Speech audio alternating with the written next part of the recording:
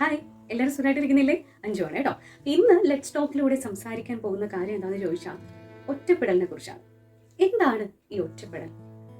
നമുക്ക് എല്ലാവരും ഉണ്ട് എന്ന തോന്നലിൽ നിന്ന് ആരുമില്ല എന്ന തിരിച്ചറിവിലേക്ക് നമ്മൾ മാറുന്നതിനെയാണ് ഈ ഒറ്റപ്പെടൽ എന്ന് നമ്മൾ വിളിക്കുന്നത്. അപ്പോ ഈ എല്ലാവരും ഉണ്ടെന്ന ധാരണ ആരാണ് നിങ്ങൾക്ക് തന്നത്? ഈ ലോകത്തേക്ക് നിങ്ങൾ വന്നപ്പോൾ എല്ലാവരെയും കൊണ്ടാണോ വന്നത്? ഒരു സമയമാകുമ്പോൾ നമ്മൾ തിരിച്ചു പോകണം അല്ലേ? ആ ടൈമിൽ നമ്മൾ ഇവരെ എല്ലാവരെയും വിളിച്ചിട്ടാണോ പോകുന്നത്? അല്ല.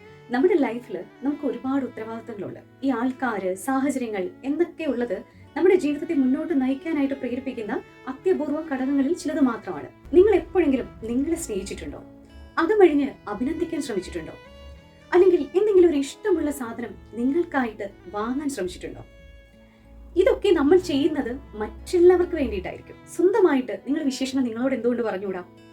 നിങ്ങളെ പോലെ വിശ്വസിക്കാൻ പറ്റുന്ന ഒരാളുണ്ടോ? അപ്പോ നമുക്ക് നമ്മളോടൊരു വിശ്വാസം വേണം. എന്തിനിറങ്ങിയാലും സെൽഫായിട്ട് നമുക്കൊരു ട്രസ്റ്റ് ഇല്ലാന്നുണ്ടെങ്കിൽ പോകുന്ന കാര്യം ചെയ്യുന്ന കാര്യമൊക്കെ പാളിപ്പോവും. നിങ്ങൾക്ക് അച്ചീവ്മെന്റ്സ് ഉണ്ടാവുമ്പോൾ നിങ്ങളെ തന്നെ ഒന്ന് ഹഗ് ചെയ്യൂ, നിങ്ങളെ തന്നെ പ്രണയിക്കൂ, അകമഴിഞ്ഞ് അഭിനന്ദിക്കാനായിട്ട് ശ്രമിക്കൂ. അവിടെ നിന്ന് നിങ്ങൾ ചില കാര്യങ്ങൾ തിരിച്ചറിയും. ഒരു റീസ്റ്റാർട്ട് എന്ന് പറയുന്ന ഒരു ബട്ടൺ നമ്മുടെ ലൈഫിലുണ്ട്. അത് നമ്മൾ യൂസ് ചെയ്യുക. എൻഡ് എന്ന് പറയുന്ന ഓപ്ഷനിൽ നോക്കിക്കൊണ്ടിരിക്കുകയല്ല ചെയ്യേണ്ടത്. എവിടെ നിന്നും നമുക്കൊരു പുതിയൊരു തുടക്കത്തിലേക്ക് അല്ലെങ്കിൽ പുതിയൊരു മാറ്റത്തിലേക്ക് നമുക്ക് കാലെടുത്ത് വെക്കാനായിട്ട് സാധിക്കും. ആ ചുവട് വെക്കണമെന്നുണ്ടെങ്കിൽ ആര് വിചാരിക്കണം? നമ്മൾ തന്നെ വിചാരിക്കണം. ഞാൻ മനസ്സിലാക്കിയെടുത്തോളം ജീവിതം എന്തെന്ന് നമുക്ക് അറിയണം അല്ലെ? അപ്പോ ആ ജീവിതം നമുക്ക് ചില തിരിച്ചറിവുകൾക്ക് വേണ്ടി തരുന്ന ഒരു ഇടവേളയായിട്ട് നമുക്ക് ഒറ്റപ്പെടലിനെ ഡിഫൈൻ ചെയ്യാം. കാരണം ഇങ്ങനെ ഒരു ബ്രേക്ക് അനിവാര്യമാണ് എല്ലാവരുടെ ലൈഫിലും.